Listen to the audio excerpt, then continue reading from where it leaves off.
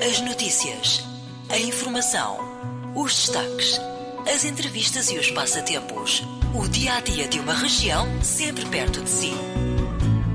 Boa Nova, Oliveira do Hospital. Acompanhe-nos em radioboanova.pt e no nosso Facebook. E agora também em direto no Facebook da Rádio Boa Nova para acompanhar então este espaço de análise à pandemia da Covid-19. Tenho já comigo o professor Carlos Antunes. Professor, muito boa tarde. Obrigada por se juntar mais uma vez à nossa emissão. Boa tarde a todos, uma vez mais, cá estamos nós, então, para mais uma análise semanal da situação de Covid. É verdade, professor, e continuamos então com boas notícias. O país continua a registrar um número menor de casos ativos, ou seja, verifica-se então um decréscimo deste número de casos, assim como também o número de mortes. Hoje o país com 105 mortes, não tarda nada, assim esperamos, estaremos abaixo da centena. Qual é que é a previsão, o que é que nos pode indicar sobre os próximos tempos no nosso país?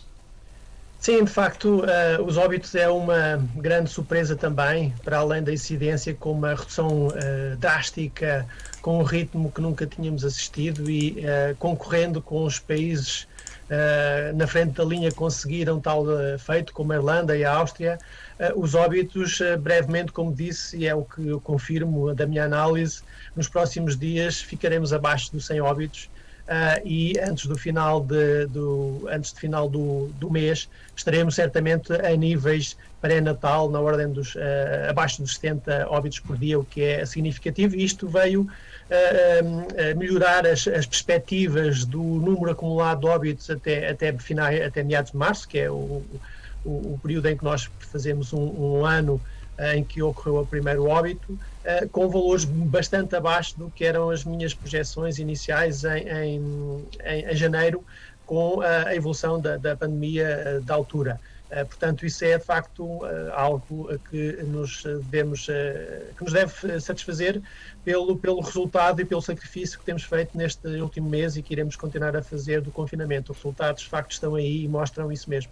Em março, quando então atingiremos um ano e completaremos um ano desde o início da pandemia no país, qual é que é então a projeção no número de óbitos, sendo que a esta altura estamos com 15.754, os números estavam a aumentar de forma muito galopante anteriormente. Sim, iremos, obviamente com alguma incerteza, mas iremos ficar acima dos 16 mil, perto de 17 mil óbitos, talvez até ultrapassando 17 mil óbitos, mas certamente não muito mais do que isso em termos de meados de março.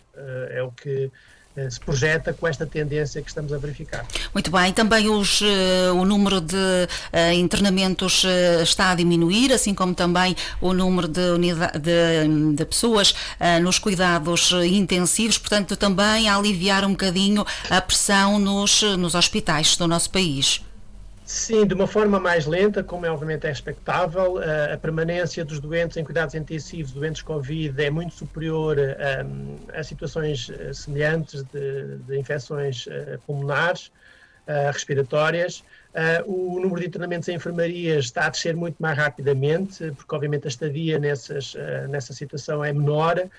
Nos cuidados intensivos a redução é mais lenta, mas mesmo assim muito mais rápida do que foi naquele período entre finais de novembro e finais de dezembro, em que nessa altura, durante um mês, a gente assistiu apenas a uma diminuição de 30 camas em cuidados intensivos dos 520 para os 490.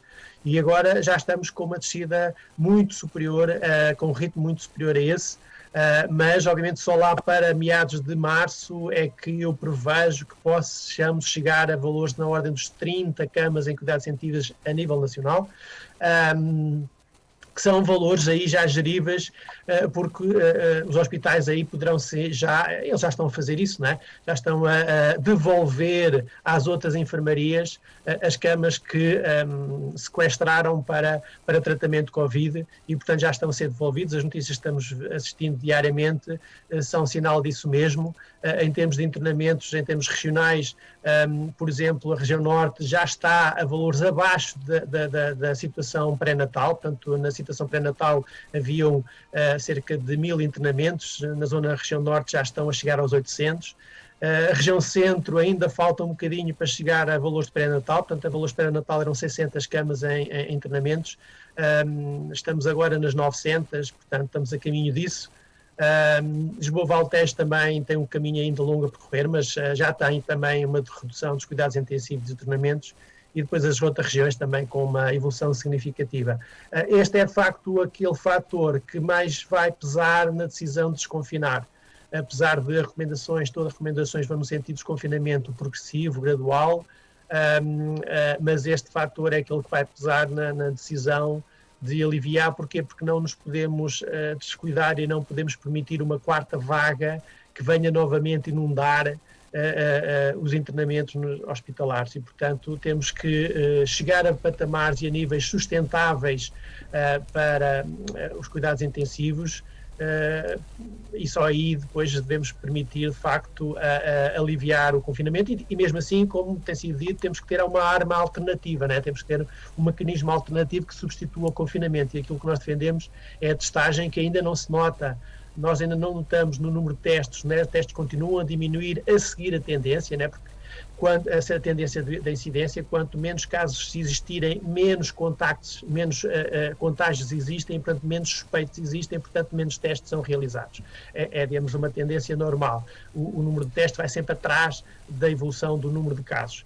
Mas era desejável que aumentássemos o número de testes, alargando um bocadinho mais os critérios epidemiológicos para a testagem, e também a fazer uma testagem mais sistematizada, nomeadamente naqueles grupos que continuam expostos ao contágio da infecção. Muito bem. Professor, estamos em confinamento e em estado de emergência até pelo menos ao dia 1 de março, com as escolas fechadas.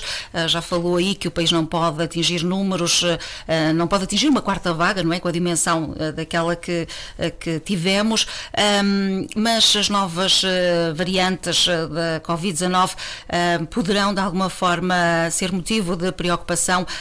Podemos correr riscos acrescidos quando começarmos a desconfinar, ou de facto também, se mantivermos os nossos cuidados habituais, poderemos contornar essa situação, sabendo que agora temos aqui uma nova ajuda, que é a vacina, ainda que esteja de certa forma um pouco atrasada.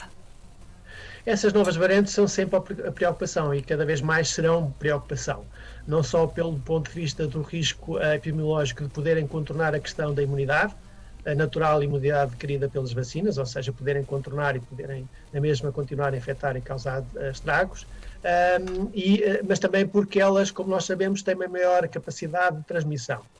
E isso é preocupação, reforça aquilo que se diz, que é não devemos desconfinar de forma descontrolada, tem que ser com algum controle ou com alguma regra, com alguma cautela, e que tem que haver, de facto, instrumentos alternativos que possam compensar o desconfinamento que todos nós desejamos e que todos nós precisamos. E a economia também precisa, e os hospitais precisam. E, portanto, mesmo apesar de, com o esforço redobrado da nossa proteção individual, ou seja, com máscaras mais eficazes, ou com 2 máscaras, ou com maior distanciamento, ou com maior cumprimento de regras, independentemente disso, de facto o país tem que enredar por uma maior capacidade de testagem e uma maior capacidade de rastreio. Ou seja, apesar de termos agora uma incidência mais baixa, é necessário reforçar as equipes epidemiológicas, o número de rastreadores, duplicar ou triplicar. Para cada rastreador pode rastrear cerca de 5, 6 infectados, contactos de 5, 6 infectados. E, portanto, se temos à volta de 1000, 1040, portanto, o máximo, esta capacidade de rastreio é até o máximo de 6.000 casos por dia. Por isso é que nós não tivemos capacidade em fevereiro, porque estávamos aquém dessa capacidade. Reforçando essa capacidade e alargando a testagem, nós podemos mais facilmente controlar as cadeias de transmissão, ou podemos apanhá-las mais cedo, numa fase precoce. E isso permite o maior controlo da propagação pandémica.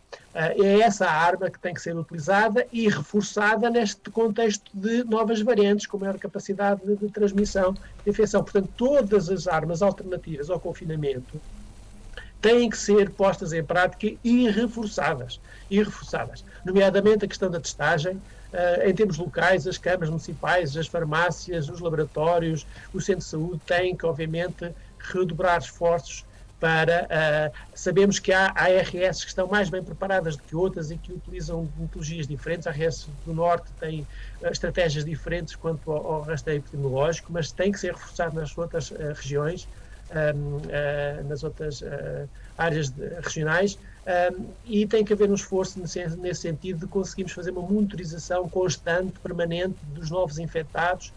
Testar e isolar precocemente é uma estratégia que, se for bem feita, poderá ser uma boa alternativa ao desconfinamento e podemos retomar alguma normalidade que foi perdida, mas obviamente a preocupação tem que manter-se, nós temos que manter essa preocupação, não podemos baixar a guarda, não podemos descuidar. Muito bem. Professor, olhamos então para o Concelho de Oliveira do Hospital, também não sei se terá tido a oportunidade de ver uma comunicação efetuada pelo Sr. Presidente da Câmara Municipal, que agradeceu o seu contributo junto do Gabinete de Covid e também aqui algumas explicações que nos vai dando na Rádio Boa Nova. Mas então, centremos-nos nos casos ativos. De acordo com a autarquia, estão ativos 85, portanto já descemos a centena no concelho. Estaremos também prestes a descer de nível de contágio em Oliveira do Hospital. Sim, na prática já disseram. Antes de mais, dizer que o próprio Presidente me agradeceu pessoalmente por mail e, portanto, trocamos, eu envio informação regular, como ele refere, atualizada, com os dados que recebo e, portanto, com uma análise mais fina para o Oliveira do Hospital. Faço para outros sítios, mas o Oliveira do Hospital comecei logo desde que me foi possível. Como eu faço esta análise diariamente, eu tenho uma atualização melhor do que aquela que é reportada pelos mapas que são publicados semanalmente, mas que refletem dados de semana anterior. Por isso, esta semana, Oliveira foi ainda classificada em nível extremamente elevado, com 1044 infectados por 100 mil habitantes, mas isso reportava a dia 9 de fevereiro. No dia seguinte, dia 10, já tinha só 951, ou seja, se essa revisão fosse feita no dia 10, Oliveira já estaria esta semana no nível laranja. E foi tão rápida a descida que em 5 dias passou de vermelho, 6 dias de vermelho para amarelo. Portanto, ao dia 15, já está em nível amarelo com 457, portanto, abaixo dos 480 casos por 100 mil habitantes. Como a revisão, supostamente, se for feita semanalmente, foi feita dia 9, portanto, terá sido feita antes de ontem, dia 16, portanto, se dia 15 já estávamos com níveis abaixo de 480, portanto, dia 16 certamente estarão.